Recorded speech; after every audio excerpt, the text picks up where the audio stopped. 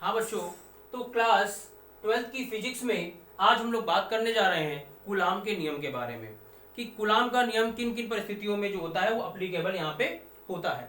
तो अगर हम बात करते हैं यहाँ कूलाम के नियम की, तो इस बात को जरा ध्यान से समझने वाली बात ये है कि कूलाम का नियम किन के लिए अप्लीकेबल होता है। तो कूलाम का नियम जो होता है वो बिंदु आवेश के लिए ही अप्लीकेबल होता है, यानी पॉइंट चार्ज के लिए ही कूलाम का नियम जो होता है अप्लीकेबल होता है। आखिर पॉइंट चार्ज के लिए ही अप्लीकेबल क्यों होता है, इसके बारे में भी हम थोड़ी सी जानकारी यहाँ पे प्राप्त करेंगे।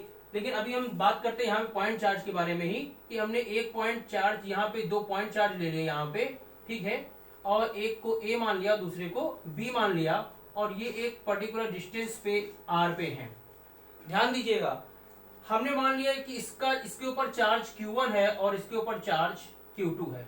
तो इन दोनों ही चार्ज के बीच में कोई ना कोई बल तो यहाँ पे कार्य करेगा, सिंपल सी बात है, या इन दोनों के बीच में कोई ना कोई यहाँ पे बल जो है वो कार्य करेगा।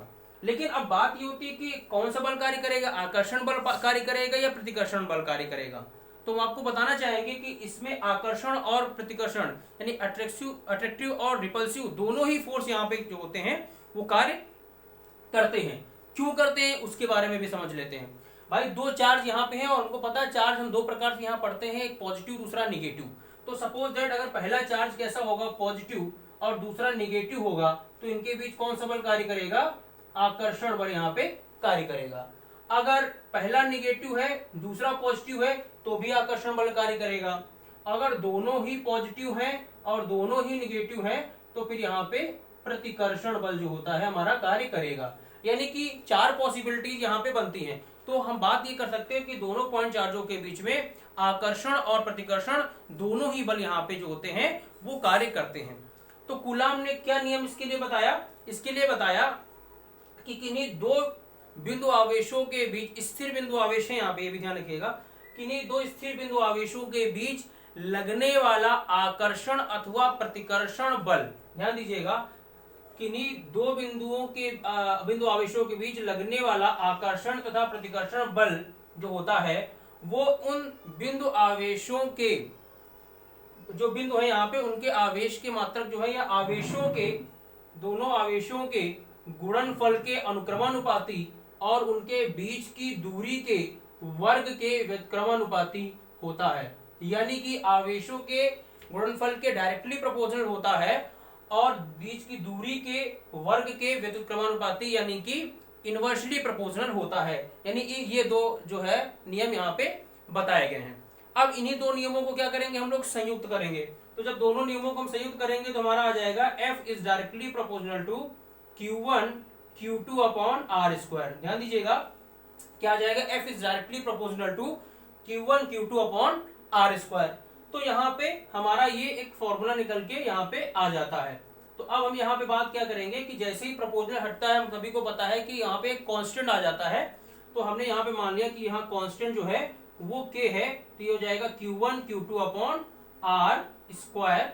ये हमारा यहाँ से सूत्र बन के तैयार होता है, जहां पे K क्या है, यहाँ पे एक नियतांक है। K यहाँ पे क्या है, नियतांक है, तो इसको मान लेते हैं K या कुछ भी और अदर भी कोई भी वैल्यू यहाँ पे क्या मानते हो, मान लेते हैं, या K मान लिया या K नॉट मान लिया यहाँ पे, ठीक है। तो यहाँ पे K नॉट अगर हमने मान लिया तो K naught is equal to हो जाएगा 1/4 पाई एप्सिलॉन नॉट K। वैसे देखा जाए तो नॉर्मली केवल हम लोग एप्सिलॉन नॉट की ही बात करते हैं, ठीक है। 1/4 पाई एप्सिलॉन नॉट ये इसका मान होता है। तो ये सूत्र आपका हो जाएगा F is equal to 1/4 pi epsilon naught Q1 Q2 upon R square. K भी यहाँ पे ले सकते हैं। अब इस K का कॉन्सेप्ट क्या होता है इसके बारे में बात करते हैं। K यहाँ पे जो है, यहाँ अगर K की बात करते हैं तो वो हमारा होता है परावैद्युतांक। क्या होता है, परावैद्युतांक। यहाँ पे K जो है हमारा वो है परावैद्युतांक है, ठीक है। तो यहाँ पे आगे F is equal to 1/4 pi epsilon naught K Q1 Q2 upon R square. K हटाते क्यों है, अगर हम यहाँ पे K इज इक्वल टू 1 ले लेते हैं तो क्योंकि पानी का जो परावैद्युतांक होता है वो 1 होता है, सॉरी वायु का जो परावैद्युतांक होता है, वायु या निर्वात का जो परावैद्युतांक होता है वो 1 होता है, ठीक है। तो अगर निर्वात या वायु में ये कॉन्सेप्ट हम लगाते हैं तो फिर वहां पे k is equal to 1 value ले लेंगे। अगर पानी है या कांच है या कोई अन्य पदार्थ है, पारा है, तो उसके लिए भिन्न भिन्न धातुओं के लिए जो परावैद्युतांक होते हैं वो भिन्न भिन्न होते हैं। तो यहाँ पे हम लोगों ने k जो है परावैद्युतांक को मान लिया, और अगर k परावैद्युतांक यहाँ पे बात करते हैं तो जो परावैद्युतांक होता है उसका सूत्र होता है एप्सिलॉन अपॉन एप्सिलॉन नॉट। ये होता है k का सूत्र होता है k is equal to epsilon upon epsilon naught. तो बात यह आती कि एप्सिलॉन और एप्सिलॉन नॉट क्या होता है, तो जरा ध्यान दीजिएगा एप्सिलॉन और एप्सिलॉन नॉट है क्या। एप्सिलॉन को हम बोलते हैं वैद्युतशीलता। क्या बोलते हैं? एप्सिलॉन को बोलते हैं हम लोग वैद्युतशीलता। तो देख लेते हैं यहाँ पे एप्सिलॉन जो यहाँ पे है हमारा वो वैद्युतशीलता कहलाता है। क्या कहलाता है? वैद्युतशीलता ये कहलाता है। तो अगर हम बात करते हैं एप्सिलॉन की, तो एप्सिलॉन जो होता है वो हमारा माध्यम की वैद्युतशीलता होता है, माध्यम की वैद्युतशीलता। और एप्सिलॉन नॉट जो होता है वो निर्वात की वैद्युतशीलता। एप्सिलॉन जो है हमारा वो माध्यम की वैद्युतशीलता होती है, और एप्सिलॉन नॉट जो हमारा होता है वो निर्वात की होती है। तो ये निर्वात की एप्सिलॉन माध्यम की वैद्युतशीलता, एप्सिलॉन नॉट जो है हमारा निर्वात की वैद्युतशीलता होती है। इस बात को आपको ध्यान में रखना है। तो अभी हम लोग इसी की बात कर रहे हैं कि ये माध्यम की वैद्युतशीलता और निर्वात की वैद्युतशीलता है। इसका मान क्या होता है? एप्सिलॉन नॉट का मान क्या होता है? तो आपको बता दें एप्सिलॉन नॉट का मान होता है, एप्सिलॉन नॉट का मान होता है 8.85 इंटू 10⁻12 कूलाम स्क्वायर बटे newton metre square. Epsilon naught का मान होता है 8.85 इंटू 10⁻12 कूलाम स्क्वायर बटे न्यूटन मीटर स्क्वायर होता है। तो ये हमारा एप्सिलॉन नॉट का जो है मान भी हो गया। फिर बात ये आती है कि यहाँ जो हम यहाँ पे कांस्टेंट निकालना है 1/4 एप्सिलॉन नॉट, इसका मान कितना होता है।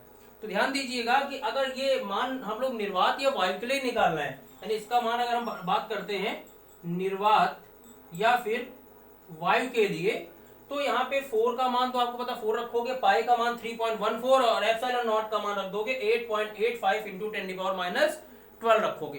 तो जैसे इस वैल्यू को क्या करते हो आप यहाँ पे रखते हो, तो यहाँ पे क्या हो जाता है, इसको जैसे ही वैल्यू रख के यहाँ पे निकालोगे तो इसको सॉल्व करोगे तो इसका मान आ जाएगा 9 इंटू 10⁻9 न्यूटन मीटर स्क्वायर बटे कूलाम स्क्वायर। ये मान आता है 1/4 एप्सिलॉन नॉट का।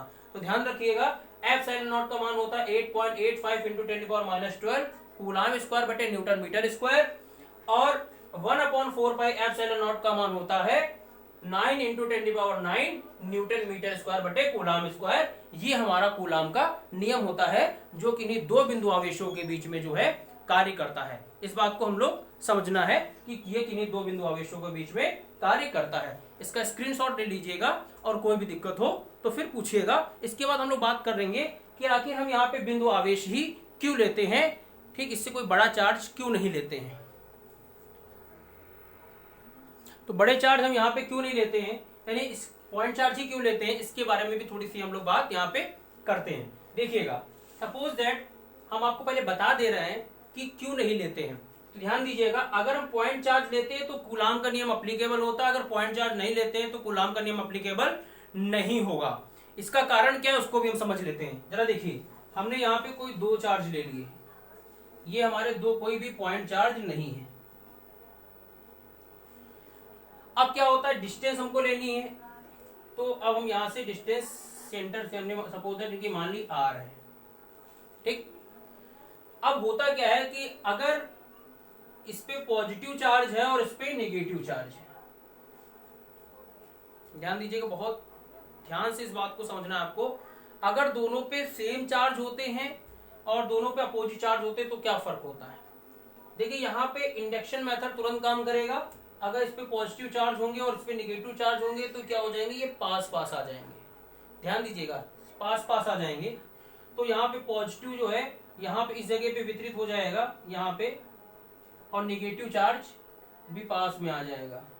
तो क्या हो जाएगी, डिस्टेंस तो हम यहाँ से r ले रहे थे, अब हमारे लिए केवल इतनी ही डिस्टेंस बचेगी, यानी दूरी में प्रभाव पड़ गया अगर इस कूलाम के नियम के आधार पे हम बात करते हैं, F is directly proportional to Q1 Q2 और F is inversely proportional to 1/r², तो दूरी यहाँ पे आपकी क्या कर रही है, वेरी कर रही है, और दूरी हमारी वेरी नहीं करनी चाहिए।